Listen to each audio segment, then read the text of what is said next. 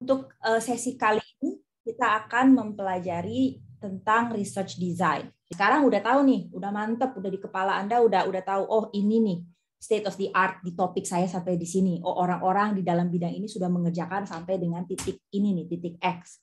Nah, sekarang Anda nih yang mau ngerjain research-nya. Nah, kita harus ngerancang dong ya, namanya research design, kita harus ngerancang sedemikian hingga saya tuh tahu along the step, every step of the way, saya tahu apa yang harus saya lakukan berikutnya. Dan ini yang dinamakan dengan research design. Yang sebelumnya kita sudah pernah pelajari metodologi, metode, apa sih yang harus kita lakukan selanjutnya, flow chart-nya tuh kayak apa.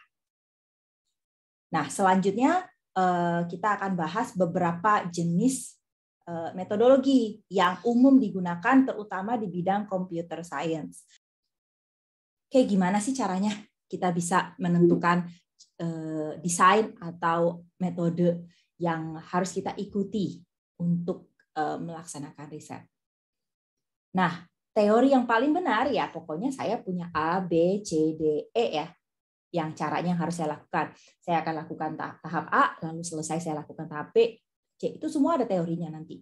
Saya mau pakai metodologi yang kualitatif, apa aja step-stepnya ada teorinya.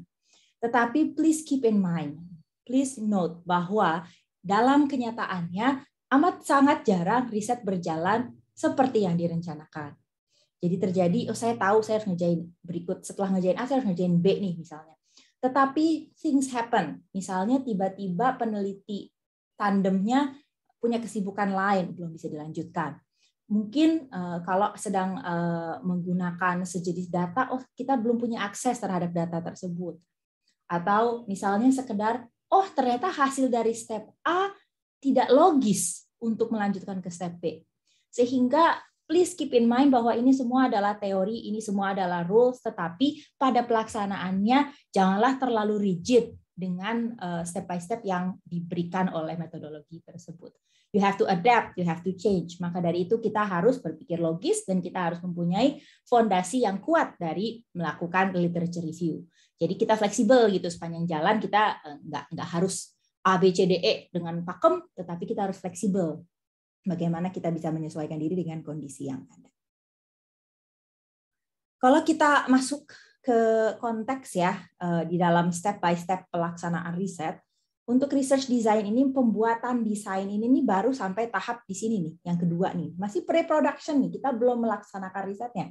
Kita baru ngerancang, oh nanti saya mau melakukan, saya mau membuktikan X, maka step apa saja harus saya lakukan.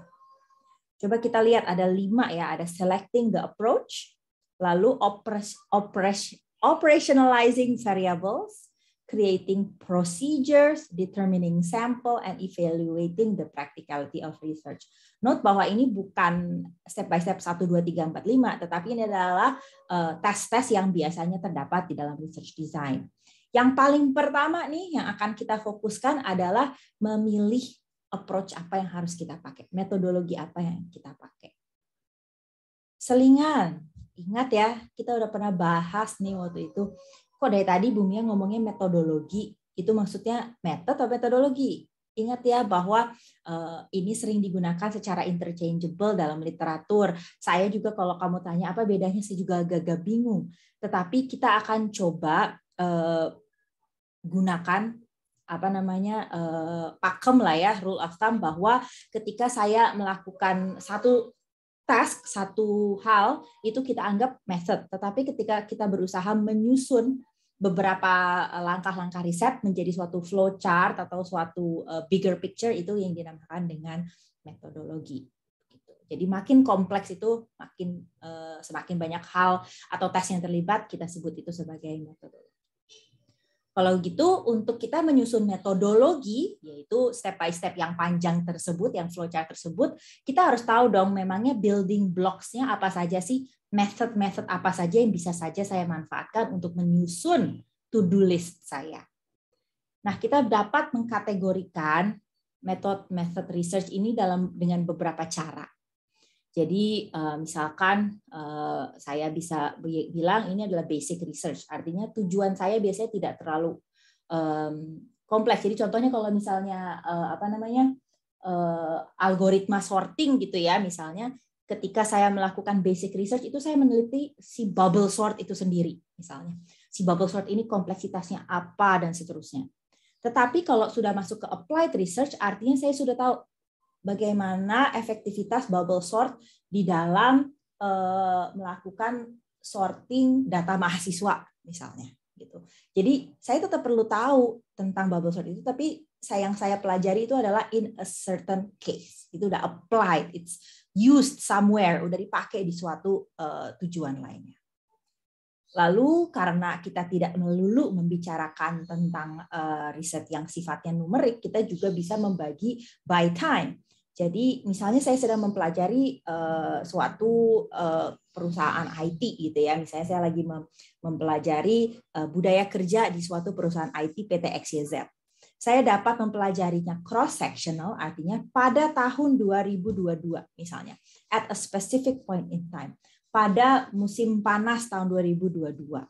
Atau secara longitudinal, artinya ada durasinya gitu. Jadi misalnya tadi budaya kerja sepanjang budaya kerja di PT XYZ pada generasi milenial misalnya. Jadi lebih panjang durasinya dan seterusnya.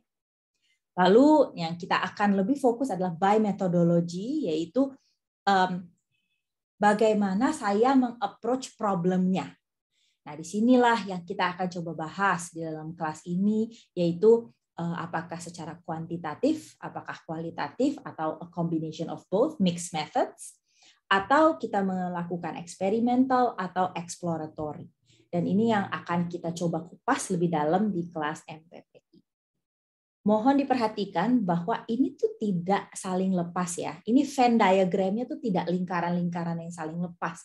Ini merupakan building block sehingga mungkin saja ya saya memiliki suatu metodologi riset yang kualitatif dan cross sectional. Saya bisa saja memiliki suatu metodologi kuantitatif pada applied research. Itu bisa terjadi. Oke, kalau by methodology yang tadi paling bawah ini, kita bisa memsimplify categorization kita menjadi lebih konkret berdasarkan apa yang kita lakukan. Like, apa sih actually tes apa sih yang kita lakukan ketika melakukan riset. Dan ini adalah types of research methods that research methodology can be built upon. Kenapa kita katakan ini bukan metodologi? Karena ini building blocks-nya. Saya tuh bisa melakukan suatu riset eksperimental yang sifatnya survei. Saya juga bisa melakukan suatu penelitian correlational yang sifatnya tentang etnografi. Ini tidak saling lepas ya semua ini. Dan ini adalah beberapa research methods yang umum digunakan. Kita akan bahas secara singkat satu persatu. Untuk detailnya mohon ditunggu di babnya masing-masing ya, karena kita akan ada satu pertemuan materi khusus survei, materi khusus eksperimental, dan seterusnya. Jadi yang pertama adalah research eksperimental. Kalau dengar kata eksperimen, itu pasti Anda ingat yang dinamakan kayak, entah kenapa ya, kalau saya sih yang kebayang tuh kayak gitu tuh, kayak test tubes gitu-gitu. Nah, dalam bidang computer science, eksperimental itu seperti apa? Pasti Anda ingat di kuliah statistik. Udah pernah dijelaskan ya, apa itu eksperimen? Apa itu outcomes? Itu di kuliah statistik ada. Jadi kita mau tahu apa yang menjadi penyebab dari sesuatu, kita membuat suatu prosedur yang diregulasikan ya. Jadi kayak kita tentuin semua variabelnya, dan kita lihat apakah benar suatu penyebab menjadi akibat dari perilaku atau prosedur tersebut. Lalu itu eksperimental ya. Nah, note bahwa eksperimental itu adalah suatu spektrum. Itu tidak ada yang bukan, kita nggak bisa bilang oh ini eksperimental, ini enggak. Tidak hitam putih seperti itu. Tetapi ada spektrumnya. Jadi ada yang eksperimental, non-eksperimental, dan ada spektrumnya di tengah-tengah yang bisa kita kasih nama quasi experimental research. Quasi itu artinya hampir ya. Enggak, almost but not quite. Dan di sini kita lebih sedikit variabel yang kita tahan atau kita atur, banyak yang kita biarkan jalan apa adanya, tetapi sama yang diteliti adalah apakah penyebab dari suatu perilaku atau apakah penyebab dari suatu outcome. Selanjutnya kita juga ada causal comparative research. Nah, ini kan causal ya. Causal kan berarti mencari penyebab, mencari cause, mencari reason. Sama dong ya kayak tadi eksperimental, katanya nyari penyebab sesuatu terjadi. Mirip, akan tetapi di sini kita tidak mengatur segala variabel sepanjang prosedur sehingga hanya ada satu variabel yang mungkin mempengaruhi. Di sini lebih eksploratif. Kita melihat apa sih yang mungkin saja jadi penyebab, apa aja sih yang terjadi kalau misalnya ada cause yang ini dan seterusnya. Dan di sini biasanya kita memiliki 2 buah grup, makanya dikatakan komparatif atau kita mempunyai 2 buah sampel supaya kita bisa semakin objektif melihat cause and effects yang terjadi. Secara umum kita bisa memastikan perbedaan antara quasi eksperimental dan eksperimental dengan causal komparatif menggunakan bagan singkat berikut ini. Selanjutnya kita punya correlational research. Ingat ya, teman kita di sebelah kanan ini pernah lihat ya grafik seperti ini. Ingat nggak namanya apa grafik ini? Nah, si scatter plot ini adalah cara paling mudah untuk memetakan suatu hubungan antara satu variabel yang di X dan variabel lain yang ada di Y. Nah, dengan ini kita bisa melihat atau membuat korelasi, apakah ada korelasinya between jumlah halaman catatan Anda dan IPK. Ada hubungannya nggak? Gitu. Nah, caranya untuk melihat apakah iya, ya kita melihat data point. Saya akan melihat semua mahasiswa di kelas MPP ini, saya tanyain satu-satu. Kamu ngambil catatan nggak? Nyatet nggak tuh? Berapa halaman? Terus berapa IP kamu? Lalu saya akan ngeplot semua data points yang saya punya, lalu saya bisa menginterpretasikan scatter plot ini menjadi ada atau tidaknya suatu korelasi. Jadi itu yang dilakukan di correlational research, mengukur 2 variabel. Note bahwa si scatter plot bisa memberikan ide atau memberikan gambaran relasi antara keduanya, tetapi tidak bisa mengukurnya secara mutlak. Untuk mengukurnya kita perlu menggunakan correlation coefficient. Selanjutnya, kita juga punya action research. Nah, untuk action research ini mungkin agak relatively less common digunakan di bidang computer science ya mungkin. Jadi ini juga disebut sebagai participatory action research. Nah, di sini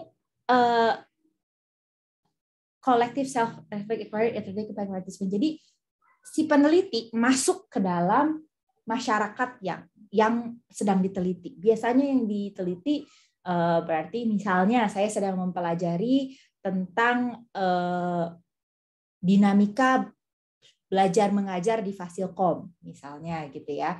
Jadi partisipannya adalah kelompok yang terlibat di dalam belajar mengajar. Jadi misalnya guru, murid, apalagi misalnya kepala sekolah, orang tua murid dan seterusnya. Nah, di sini tuh saya mungkin ikutan. Saya juga di situ saya menjadi mahasiswa, mencoba menjadi siswa di situ. Mungkin saya orang tua murid, saya berpartisipasi di dalam penelitian saya sendiri. Dan approach-nya ini tuh kolaboratif. Artinya biasanya semua peserta yang lainnya sedang dipelajari aware bahwa sekarang mereka sedang diteliti dan mereka semua bekerja sama untuk mendapatkan result atau apapun itu yang sedang dipelajari. Makanya itu sering digunakan di dalam lingkungan atau environment yang sifatnya healthcare, jadi rumah sakit itu sering digunakan. Jadi itu kayak penelitian tentang misalkan budaya di puskesmas seperti itu. Lalu social or educational, jadi misalnya di suatu perusahaan atau di suatu sekolah. Dan itu kolaboratif ya seperti yang saya katakan karena tidak hanya peneliti yang aktif melakukan pencarian data atau melakukan interview, tetapi semuanya bekerja sama semuanya berperan di dalam penelitian tersebut. Selanjutnya ada juga historical research. Ini juga agak less common digunakan dalam bidang computer science, walaupun ada ya, walaupun ada. Jadi untuk historical research itu kita biasanya mempelajari sesuatu yang sudah lalu, yang sudah berjalan, dan kita mulai dari suatu problem, kita cari data, kita punya hipotesis kalau perlu, dan kita menyusun data atau dokumen yang kita punyai, yang kita tadi kumpulkan, kita susun sehingga menceritakan suatu narasi. Jadi hasilnya adalah conclusion-nya itu disajikan dalam bentuk narasi. Jadi kita misalnya saya mengumpulkan data banyak tentang suatu gedung, suatu candi misalnya. Lalu dari data yang saya punya mungkin saya menemukan tulisan puisi di mana, saya menemukan catatan dari mungkin log pekerja yang membuatnya, misalnya saya menemukan data itu, saya susun ini tuh di mana letaknya dan apa kaitannya antara semua informasi yang saya temukan, maka akhirnya saya bisa menceritakan, oh sejarah dari candi ini, pembangunan candi itu seperti ini. Hasil akhir dari historical research biasanya adalah suatu cerita atau suatu narasi. Nah, selanjutnya kita juga punya research etnografi, yaitu field research yang berusaha meneliti tentang manusia dan cara mereka berperilaku antara mereka. Jadi di sini saya harus menentukan subjek saya, lalu saya punya suatu hipotesis, data collection. Nah, ini mirip ya dengan tadi action research, akan tetapi di sini belum tentu participatory, belum tentu participatory. Jadi ketika saya pernah melihat suatu kolega saya melakukan ethnographic research. Nah, dia masuk ke dalam lingkungan imigran di Jepang, imigran Indonesia di Jepang, dan dia hidup bersama mereka. Tetapi walaupun semua lingkungan tersebut tahu bahwa dia sedang meneliti, mereka semua tidak berkolaborasi membantunya mencari data dan segalanya. Dialah yang aktif menemui mereka dan berinterview dan segala macam. Jadi si ethnographic research ini membicarakan orang, jadi spesifik tentang manusia gitu ya, dan kelompok manusia, dan biasanya cara melakukannya itu melibatkan field research, bisa participatory dan bisa tidak. Makin kelihatan ya bahwa semua metode yang kita bahas di sini tuh tidak saling lepas, bisa saling digabung-gabungkan. Jadi ini building blocks yang bisa saya gabung-gabungkan sesuai kebutuhan saya. Lalu ada juga case study. Nah, ini kayaknya kalau untuk mahasiswa SI terutama kayaknya sih sudah fasih ya. Dan di sini kita mempelajari suatu fenomena di dalam kasus atau setting tertentu. Jadi fenomena ini dalam suatu case study itu artinya kondisi tersebut, dan itu hanya berlaku pada kondisi tersebut saja. Jadi ketika saya melakukan penelitian tentang sesuatu di dalam untuk software XYZ, ya itu hanya berlaku untuk XYZ tersebut. Dia tidak otomatis applicable seandainya saya ubah kondisinya. Jadi harus tahu bahwa ada boundaries-nya, dan ini menunjukkan hasil penelitian di kondisi tersebut atau kasus tersebut saja, dan tidak applicable, tidak bisa asal saya tempel hasilnya ke kasus yang lainnya. Lalu kita juga punya survey research. Nah, seperti survey research, saya rasa jika Anda mengambil statistika dan probabilitas dalam beberapa tahun kemarin, mungkin sudah berpengalaman melakukan survei sebelumnya. Dan di sini kita menggunakan survei untuk menyampaikan pertanyaan kepada sampel, dan di sini kita mengambil suatu kesimpulan atau menolak, mereject atau menerima hipotesa, dan atau juga untuk melakukan kuantitatif research. Siapa tahu saya sedang menghitung ada berapa persen mahasiswa yang sudah pernah terkena COVID misalkan. Jadi itu bisa kuantitatif, bisa kualitatif, bisa hypothetical, bisa tidak. Banyak sekali yang bisa saya gunakan, gunakan untuk interpretasi saya menggunakan survei. Omong-omong tentang survei, nah survei itu harus menggunakan informasi atau data yang standardized. Artinya tidak valid ya kalau saya nanya A pertanyaan apa, saya nanya si B pertanyaan apa, lalu saya gabungkan. Itu tidak ya, harus standardized. Saya punya ada set questions, ada kuesionernya biasanya, dan amat sangat penting representativeness of my sample. Mungkin sudah pernah ingat ya, kalau saya lagi membicarakan sedang mau meneliti kemampuan programming, tentu saja kalau saya ngambil sampel di Fasilkom dan sampel di FIB, mungkin kesimpulan yang saya dapatkan akan sangat berbeda. Jadi untuk meng-ensure bahwa sampel yang saya dapat itu cukup representatif dan dapat memberikan kesimpulan yang reliable, penting untuk memastikan bahwa sampel saya random. Ingat sampling techniques dan statistical analysis. Inilah kenapa kita akan langsung lanjut sekarang ke dalam topik statistical analysis atau qualitative research.